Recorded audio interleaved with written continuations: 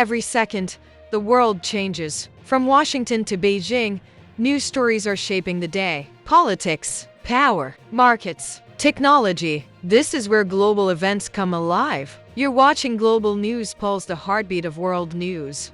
In a striking new statement, the United States has acknowledged Turkey's key role in bringing about the Gaza ceasefire. According to the U.S. ambassador to Ankara and special envoy for Syria, Tom Barrack, the peace talks could not have succeeded without Turkey's involvement. Speaking to reporters, Barrack said, "If it weren't for Turkey, there would be no ceasefire in Gaza today." He revealed that former U.S. President Donald Trump personally thanked Turkish President Recep Tayyip Erdoğan 4 different times for his contribution to securing the truce. Those thanks reportedly came during several high-level communications between Washington and Ankara throughout the negotiation process. Barrack praised Ankara's active diplomacy, highlighting that Turkey maintained open channels with both regional powers and humanitarian groups, helping to de-escalate one of the most dangerous flashpoints in the Middle East. Political observers note that this is one of the most direct acknowledgments from a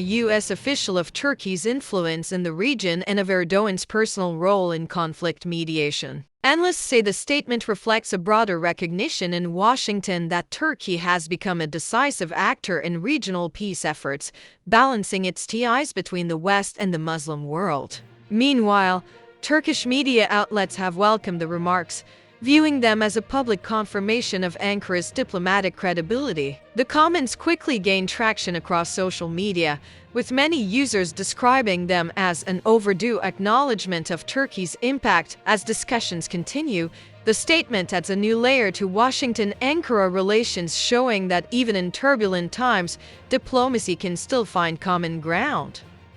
In a major diplomatic announcement, China has confirmed that the southern city of Shenzhen will host the 2026 Economic Leaders Meeting of the Asia-Pacific Economic Cooperation Forum (APEC). The declaration was made by Xi Jinping at the closing session of the 2025 APEC Summit held in Gyeongju, South Korea. She emphasized that selecting Shenzhen underscores China's commitment to openness, innovation-driven growth, and shared prosperity in the Asia-Pacific region. Once a mere fishing village along the Pacific coast, Shenzhen has transformed into a global innovation hub within decades. It now stands as a symbol of China's rapid economic rise. The 2026 host designation marks the third time China will host the APEC Economic Leaders Meeting. Previous editions were held in Shanghai 2001 and Beijing (2014 closing parenthesis). By choosing Shenzhen, Beijing signals a push toward high-tech,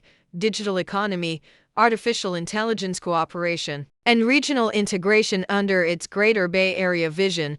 Analysts interpret the move as China stepping into a more assertive leadership role in Asia-Pacific economic governance. The choice of location and timing deepen Beijing's outreach to regional partners and underscore its global ambitions. For your viewers, this means that in 2026, leaders from APEC's 21 member economies representing half of world trade will convene in Shenzhen, making it a focal point of global economic diplomacy. In a dramatic turn of events, the planned summit between U.S. President Donald Trump and Russian President Vladimir Putin, scheduled to take place this month in Budapest, has been cancelled, according to multiple reports. The cancellation followed a formal memo from Moscow outlining maximalist demands for ending the war in Ukraine.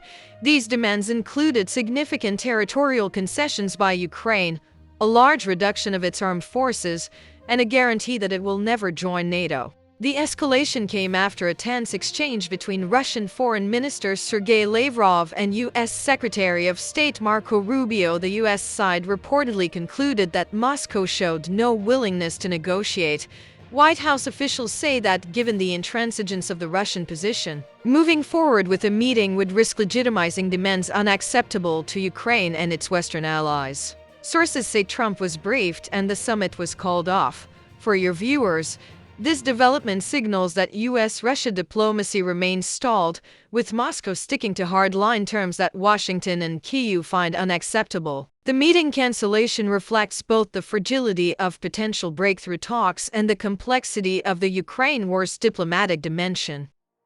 In a bold message to foreign companies investing in the United States, President Donald Trump has called for a shift in corporate responsibility, urging these firms not only to bring capital, but to hire, train, and empower American workers. Speaking shortly after a major immigration enforcement action at a foreign-owned plant in Georgia, Trump wrote on his Truth Social platform, "Your investments are welcome. What we ask in return is that you hire and train American workers." He further explained that when foreign companies build extremely complex products such as semiconductors, ships, trains, or high-tech machinery in the U.S., they should temporarily bring expert personnel from abroad to teach and train U.S. workers how to make those unique and complex products. Trump warned that without this knowledge transfer, the massive investments would never come.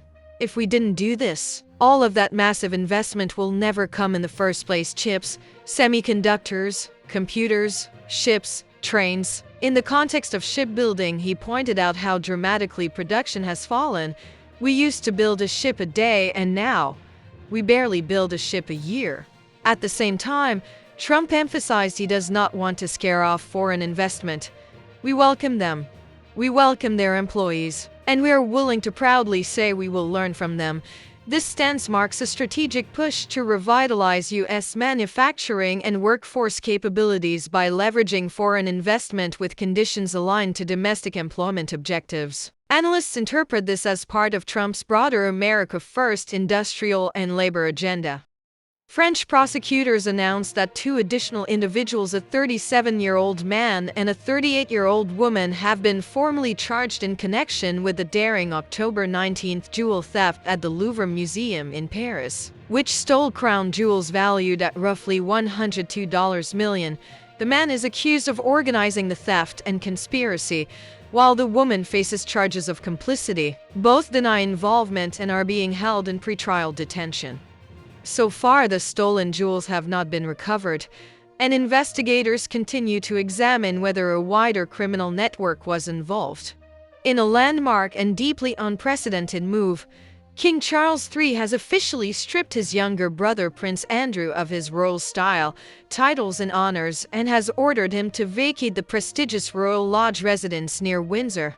From now on, the former royal will be known simply as Andrew Mountbatten Windsor. Buckingham Palace says this action is in response to serious lapses of judgment and is made out of sympathy for survivors of abuse despite Andrew's continued denial of any wrongdoing.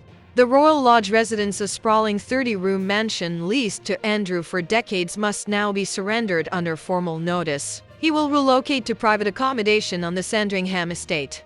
Observers say the decision signals a watershed moment for the British monarchy, the first time in modern royal history that such a public censure has been applied to a senior royal in this way. The message is clear: the monarchy is drawing a red line on reputation and public accountability. The fallout will reach far beyond the Windsor gates.